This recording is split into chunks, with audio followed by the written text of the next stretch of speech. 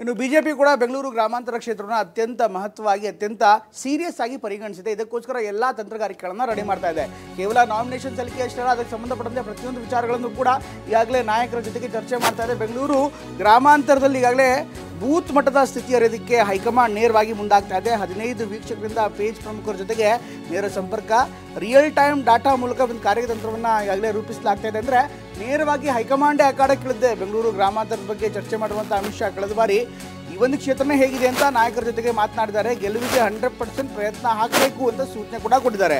ವಿಜೇಂದ್ರ, ಅಶೋಕ್, ಅಶ್ವಥ್ ನಾರಾಯಣ್ಗೆ ಒಂದು ಕಟ್ಟುನಿಟ್ಟಾದ ಸೂಚನೆಯನ್ನು ಕೊಟ್ಟಿದ್ರು. ಬೆಂಗಳೂರು ಭೇಟಿ ವೇಳೆ 1 ಗಂಟೆ ಚರ್ಚೆ ಮಾಡಿದ್ರು. ಅಂದರೆ ಈ ಕ್ಷೇತ್ರವನ್ನು ಅತ್ಯಂತ ಮಹತ್ವಪೂರ್ಣವಾಗಿ ತೆಗೆದುಕೊಂಡಿದ್ರು. ಇನ್ಫ್ಯಾಕ್ಟ್ ಈ ಎಲ್ಲ ಬೆಳವಣಿಗೆ ಸಂಬಂಧಪಟ್ಟಂತೆ ಈಗಾಗಲೇ ಹೇಳೋದಾದರೆ ಈಗಾಗಲೇ ಅಶೋಕ್ ಅವರಿಗೆ ಉಸ್ತುವಾರಿ ಕೊಡಬೇಕಾ ಬೇಡವಾ ಅನ್ನೋದು ಚರ್ಚೆ ಆಗಿತ್ತು. ಅಶೋಕ್ ಅವರಿಗೆ ಉಸ್ತುವಾರಿ ಬೇಡ ಅಂತ ಅನೇಕರು ಹೇಳಿದ್ದಾರೆ.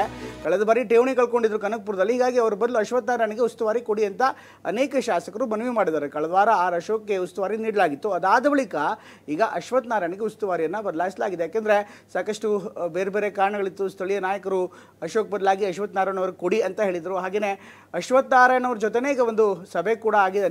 ನಿನ್ನೆ ತಾನೇ ಇನ್ಫ್ಯಾಕ್ಟ್ ಕುಮಾರಸ್ವಾಮಿ ಅವರನ್ನೇ ನೇರವಾಗಿ ಅಶ್ವಥ್ ನಾರಾಯಣ್ ಅವರ ನಿವಾಸಕ್ಕೆ ತೆರಳಿ ಮಾತುಕತೆಯನ್ನು ಮಾಡಿದರು. ಕನಕಪುರದಲ್ಲಿ ಠೇವಣಿ ಕಳ್ಕೊಂಡಿದ್ದಂಥ ಅಶೋಕ್ ಹೀಗಾಗಿ ಮತ್ತೆ ಅವ್ರಿಗೇನೆ ಕೊಟ್ಟರೆ ಅದನ್ನೇ ಮುಂದಿಟ್ಕೊಂಡು ಕಾಂಗ್ರೆಸ್ನವರು ಆರೋಪ ಮಾಡುವಂಥ ಸಾಧ್ಯತೆ ಇರುತ್ತೆ. ಹೀಗಾಗಿ ಅವರು ಬದಲಾಗಿ ಏನು ನಕಾರಾತ್ಮಕ ಅಟ್ಯಾಕ್ ಮಾಡಿದ್ರೆ ಅವಾಗ ಕಷ್ಟ ಆಗುತ್ತೆ ಡಿಫೆಂಡ್ ಮಾಡುವಂಥದ್ದು.